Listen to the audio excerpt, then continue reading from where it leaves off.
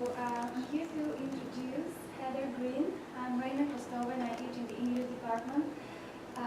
Heather only recently graduated with a master's degree in English in December of 2012. No, 2013, right? But in 2012, she graduated with her undergraduate degree in English. And currently, she works in the JC Public Relations Office, and she's writing for Jacksonville News and for some press releases. She plans to teach in the future or go for a PhD degree in English. Heather took a class with me called Contemporary European Literature last spring, and kind of the theme of this course was the modernist and the postmodernist development in the novel. So she had a project based on Doris Lessing's novel.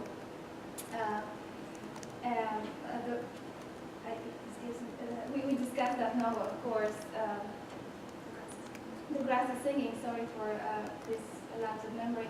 And what we discussed is the postmodern aspects of it. And she had a very unique understanding of the architecture and how architecture fits into the postmodern discourse that we covered in the class. So here's Heather present research. Good morning. The title of my presentation, or my essay, was Doris Lessing's use of juxtapositions to reflect societal tensions in The Grass is Singing. Lessing was born in 1919, and she just recently passed away on November 17th of last year. She was born in Persia, in the area that is now known as Iran. She moved to London, but while she was in Africa, her family were Rhodesian farmers, and so much of her work is very autobiographical. She published her first novel in 1950, and it's The Grass is Singing. She won the Nobel Prize in Literature in 2007, and essentially did a royal flush of all European literary prizes. And her response to winning the Nobel Prize was, "I could care less." Postmodernism is something that's very difficult to pin down to a definition, because there's so much controversy on when did it begin, when did it end, what constitutes this. So perhaps the most famous definition of this was by Jean-Francois Lyotard, which says, "Simplifying to the extreme, I define postmodern as incredulity towards meta-narratives."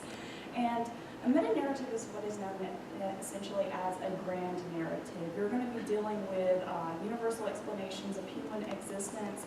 This is generally achieved by religion or science or progress. There's a sense of order. And so we're really rebelling against that. In the 1950s, the year that her book came out, Commonwealth literature began to emerge. And this was focusing merely upon the literature in English emerging from a selection of countries with a history of colonialism. And so in the 1980s, though, we see the term postcolonialism come to play.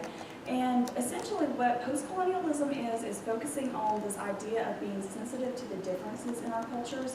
And it's also noting this idea of one culture being superior or inferior to another.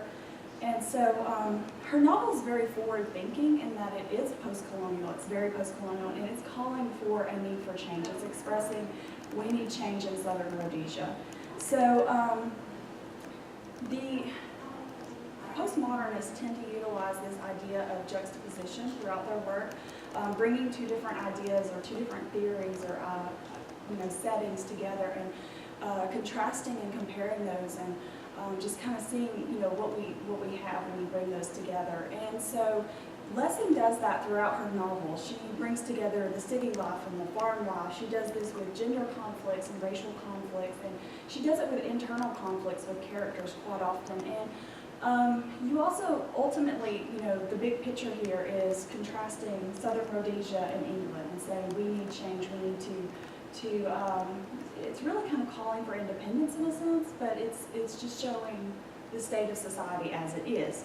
So perhaps the biggest or the most apt word to describe a Lessing novel would be the word conflict, because we see that throughout her work. So the thesis of my work was essentially that these various tensions and juxtapositions that we see within her work, they come together and they work to exemplify a nation that's tearing at the seams and this kind of beginning rift between colonialism and postcolonialism. For the sake of time, we're simply going to focus upon the architecture that's within the novel and that I discussed within my essay. And we have here a picture of the South African farmhouse. And this is similar to what Lessing describes in her novel. We see that it's very run down throughout the novel, and from the very beginning, we see that it doesn't fit its environment. It's at the very beginning, she talks about how the house is so hot, it's not conducive to its environment. It doesn't fit well here.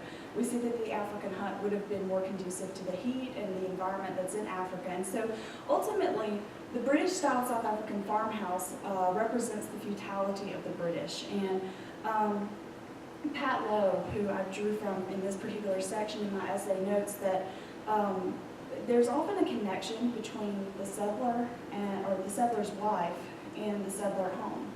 And if we take that and apply it to the main character, Mary Turner, we see that she's very run down. She's not conducive to her environment. She doesn't fit with the South African environment in the way that maybe a South African would or a South African hut would. So this is the territory of the British, and we're seeing that it's just not working. Next we have the South African hut. And ultimately, this represents the natural order of African society. We see that, we see it standing symbolic of their culture, of their territory. And within the novel, we see Tony Marston, who is an Englishman. He comes from England, and he's filled with all of these controversial ideas. He has these ideas about equality and race, and they don't really fit with the African society. And so when he comes to the African society, he's given a hut to live in. And he brings with him all of his books from concerning gender and racial equality, and he fills his hut with those books. But it doesn't take long, merely a week later, that the ants come, and they're white ants. And that's important to note that they're white because it stands symbolic of his ideas slowly being eaten away by the white, generally the white male society of Africa. So he either has to fit in the society or he has to move out. So as Pat Lowe notes, the African hut provides a challenge to the settler society. And I just feel like that's really, I feel you see it play out quite often in Lessing's novel.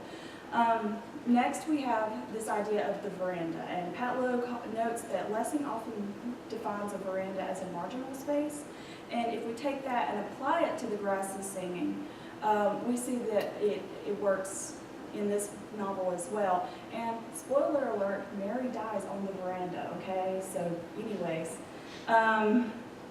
but Mary Turner is dealing with, and you could write an entire psychological essay on cognitive dissonance, but she's dealing with fitting in with the African society or fitting in with England or their ideas, and she essentially dies on the veranda. She's straddling two different worlds. She's straddling her English colonized world, and she's straddling Africa.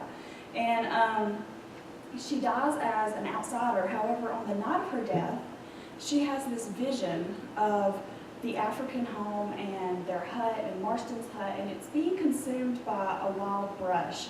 And we see that that's really prophetic in a sense, because it's heralding this idea of all of the social and political conflicts that would be coming up in southern Rhodesia. So her prophetic vision signifies white man's attempt to occupy and colonize the African's land would ultimately end in vain. So therefore, in conclusion, the conflicts exhibited in Lessing's novel herald a wave of social and political conflicts that were to come to Africa or southern Rhodesia. And it basically presents this post-colonial message of a need for change. So it's bringing about this kind of progression into post-colonialism, and this, but ultimately it's showing, hey, we need change. And these tensions within the novel, whether it be gender or racial or architectural, work together to show the tension that's brewing in the country during the time of its publication.